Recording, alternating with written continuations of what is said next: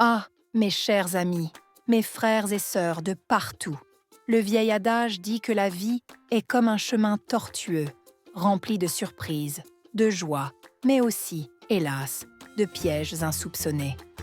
Je suis ici aujourd'hui, le cœur lourd comme une pierre, pour vous ouvrir mon âme. Je suis venu chercher vos lumières, votre sagesse, car l'histoire que je vais vous confier, c'est la mienne, et elle me submerge. Permettez-moi de commencer par le début, car chaque détail compte dans cette toile déchirante. Avant toute chose, j'avais mon premier amour. Mon tout premier amour. 6 longues années. Mes amis. 6 ans à croire en lui. À lui donner tout mon cœur. C'était difficile d'imaginer ma vie sans lui, et encore plus d'envisager un autre homme. J'avais mis tout mon espoir en lui. Oui, tout mon espoir. Pourtant, malgré ses promesses de mariage, jamais il n'avait fait le moindre pas concret, pas même un franc pour mon carnet de dot. Pendant ce temps, ma mère vendait des provisions, et elle avait cette cliente fidèle, une femme respectable qui était devenue une amie très proche. C'était une bonne âme, appréciée de tout notre quartier. Cette femme me voyait et disait souvent à ma mère « Ah, si seulement ta fille était l'épouse de mon fils. Elle a tout ce que je cherche pour lui, son caractère, sa prestance. » Au début, on riait, on pensait à une blague, une boutade entre femmes. Mais un jour, elle a pris ma mère à part, l'air grave, et lui a dit qu'elle était très sérieuse. Elle voulait que je me marie avec son fils. Ma mère m'a alors appelée et m'a répété tout cela. Elle savait combien j'attendais que l'homme que je fréquentais depuis 6 ans fasse enfin sa demande. Mais elle n'avait jamais vu ce garçon faire le moindre effort pour s'engager. Alors, ma mère a commencé à me presser. Elle me disait « Cet homme, le fils de mon ami, il est très, très, très riche. C'est une bonne opportunité, ma fille. » Oh, qu'elle m'a harcelée. Ce fut un véritable tourment pour moi. J'aimais tant mon premier amour. C'était si difficile, si douloureux d'envisager de le quitter pour un autre. J'avais mis toutes mes espérances en lui. Mais après un mois de réflexions intenses, je me suis ressaisie. J'ai pensé, et si j'essayais? Au moins, je rendrais ma mère heureuse. Et puis, il y avait cette amère vérité. Mon premier amour, en 6 ans, n'avait jamais posé d'acte concret pour notre union. Alors je me suis dit, ne vaut-il pas mieux tenter cette nouvelle voie que ma mère me propose? J'ai donc donné mon accord. La mère de cet homme, cette cliente de ma mère, nous a présentés. Nous avons commencé à nous fréquenter, comme des amoureux. Il n'est pas venu directement payer mon carnet de dot.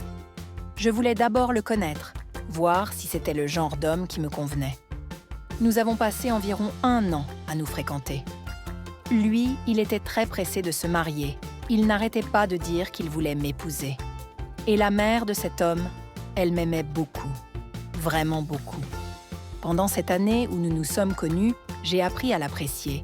Il était un homme bien. Mais il y avait une chose que je n'aimais pas chez lui. Il était toujours si imposant, si peu décontracté, pas du tout accessible avec moi. Et moi, je voulais un homme avec qui je pourrais être une amie, un confident. Mais il n'était pas comme ça.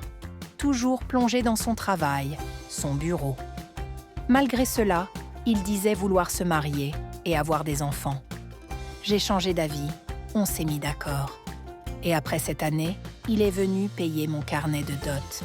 Après ça, tout s'est enchaîné. Nous nous sommes mariés, nous avons fait notre grande fête de mariage, tout ce qu'il fallait. C'est après le mariage que j'ai conçu notre premier enfant. Nous étions fous de joie. Avant le mariage, nous avions un accord. Je travaillerai dans une de ces entreprises. Oui, l'homme a 2 compagnies, une dans l'Ouest et une dans la capitale. Il habitait dans l'Ouest avant, mais comme on s'était mis d'accord que je travaillerais avec lui, je lui ai demandé de déménager dans la capitale. Il a accepté. Mais là où le bas blesse, mes amis, c'est notre intimité. Pendant toute l'année où on se fréquentait, jamais il n'avait tenté quoi que ce soit. Il n'avait jamais essayé de partager un lit avec moi. C'est après le mariage que tout a commencé. Sauf que c'est moi qui devais le solliciter. Toujours plongé dans son ordinateur, son téléphone, ses affaires. Je me battais pour un moment de tendresse. Je me souviens, pour notre premier enfant, j'ai dû le pousser. J'allais au marché acheter des choses pour pimenter nos soirées. Je prenais toutes les initiatives pour qu'il me désire. C'est comme ça que notre premier enfant est arrivé. J'ai essayé de lui parler, de comprendre son problème. J'ai essayé de m'approcher de lui, mais comme je vous l'ai dit, il n'est pas du genre à s'ouvrir, à partager ce qu'il a sur le cœur. Son regard, il m'intimide. Il est si grand, si imposant. Moi, je suis petite, et lui, c'est un colosse. Mais un colosse beau. Oh oui, n'importe quelle femme le verrait dans la rue. Elle tomberait sous son charme. Mais moi, son épouse, je savais ce que je vivais à la maison. Après la naissance de notre premier enfant, j'ai commencé à vraiment souffrir de ce mariage. S'occuper d'un enfant, c'est épuisant, surtout quand c'est le premier. Le stress était immense. Aller au travail tôt, rentrer tard.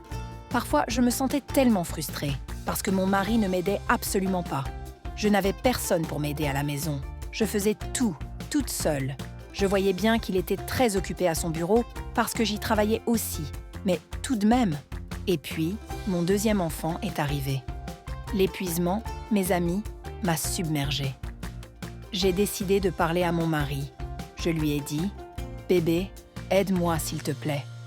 Même si je ne le dis pas, tu dois voir que je souffre. Ce n'est pas facile. Tu ne m'aides pas à la maison. Je suis une femme au foyer à temps plein et je vais au travail en même temps. Et je m'occupe des enfants. » Je lui ai dit qu'il devait engager quelqu'un. J'ai même pensé à ma sœur. Mais j'ai eu peur des « on dit » qu'on me reproche d'avoir fait venir une femme dans mon foyer conjugal. C'est pourquoi j'ai préféré en discuter avec lui. Il a dit « pas de problème ». 2 semaines plus tard, il a ramené une femme. Oui, c'est mon mari qui a ramené cette femme. Elle était plus âgée que moi. Il me l'a présentée et m'a dit qu'elle venait d'une de ses agences, qu'elle était là pour m'aider. J'étais tellement reconnaissante. Je l'ai accueillie à bras ouverts, comme une amie proche. Puisque mon mari n'avait jamais de temps pour moi, je me confiais à elle. Je lui racontais mes choses. Je ne savais pas alors qu'il la connaissait déjà bien avant de me l'amener. Il la payait 45 000 francs par mois. Je la considérais comme ma meilleure amie, cette femme. Nous mangions au même endroit, nous jouions ensemble. Mais elle avait un cœur très mauvais pour moi. Et elle connaissait mon mari bien avant de venir travailler pour moi. J'étais si confiante, si à l'aise avec elle que même quand mon mari ne travaillait pas et qu'elle était là, je me sentais libre. J'allais au travail, je rentrais tard parfois, et je ne me souciais de rien. Elle s'occupait de tout. Je me sentais en sécurité. Mais un jour, je devais rentrer vers 18h ou 19h, comme d'habitude. J'ai décidé de quitter le bureau plus tôt, vers 16h. Je ne sais pas ce qui m'a poussée. J'ai décidé de ne pas garer ma voiture dans la cour, mais de la laisser dehors et d'entrer à pied. J'étais épuisée, je ne voulais pas conduire. Normalement, mon homme de la porte reconnaît le son de ma voiture et ouvre le portail. Cette fois, j'ai frappé. Il est venu m'ouvrir. Je suis entrée dans la cour, sur le point de rentrer dans la maison. Et là, j'ai entendu des bruits, des cris. Comme si quelqu'un était en pleine intimité avec quelqu'un d'autre. Je me suis dit que c'était peut-être un film. On regarde souvent des films à la maison. J'ai ouvert la porte, elle était même déjà entr'ouverte. Et mes amis, ce que j'ai vu, c'était dans mon salon. Mon mari et la femme que je croyais être ma nounou étaient en pleines relations intimes. Ils m'ont vu, je les ai appelés « bébé ». Mais ils n'ont pas bougé. Ils n'ont montré aucune gêne, aucune peur. Ils ont continué leurs ébats comme si j'étais invisible. Je m'attendais à ce qu'ils s'arrêtent, qu'ils mentent, qu'ils disent « Anne que c'était la première fois ». Mais non, ils ont continué. Alors, je me suis tenue droite. Je suis allée dans la chambre et j'ai éclaté en sanglots. Quand mon mari en a eu fini avec cette femme, il est venu me trouver dans la chambre. Il m'a trouvée en train de pleurer. Et là, mes amis, il m'a tout avoué. Il m'a dit que cette femme, c'était son ancienne flamme, son ex. J'étais sous le choc, mais je voulais comprendre. Il m'a expliqué qu'ils auraient dû se marier avant que je n'arrive. mais que cette femme souffrait de drépanocytose et qu'ils avaient peur d'avoir des enfants atteints. Alors je lui ai demandé « Mais pourquoi ne m'as-tu rien dit de tout ça avant ?» Il m'a répondu que sa mère le pressait d'avoir des petits-enfants et que c'était sa mère qui m'avait trouvé. Il ne m'avait jamais aimé, mes amis. Il n'avait fait que faire semblant de m'aimer juste pour satisfaire sa mère. Il n'avait aucun sentiment pour moi, seulement pour cette femme. Il a ajouté qu'il l'aimait tellement qu'il ne pouvait pas se séparer. Il ne pouvait pas se marier, mais il voulait juste s'amuser, être ensemble. Et le pire, mes amis, j'ai découvert par la suite que cette femme était tombée enceinte 4 fois de lui et qu'elle avait avorté à chaque fois à cause de ce problème de santé. J'étais sous le choc, humiliée, brisée. Et cette femme, cette ancienne flamme, elle est toujours dans ma maison. Elle refuse de partir. Et mon mari la soutient. Il m'a dit que plutôt qu'elle parte, c'est moi qui devrais quitter la maison. Je n'ai pas encore parlé de tout cela à ma mère. J'ai trop honte. Si vous saviez la taille de notre mariage, mon village entier s'est rassemblé pour ma cérémonie. Ma mère est si fière de moi, elle ne cesse de raconter à tout le monde dans le village que sa fille a épousé un homme riche. Comment pourrais-je aller lui dire « Maman, je n'en peux plus, je quitte tout ». Je me sens obligée de subir, mais je souffre tellement à l'intérieur.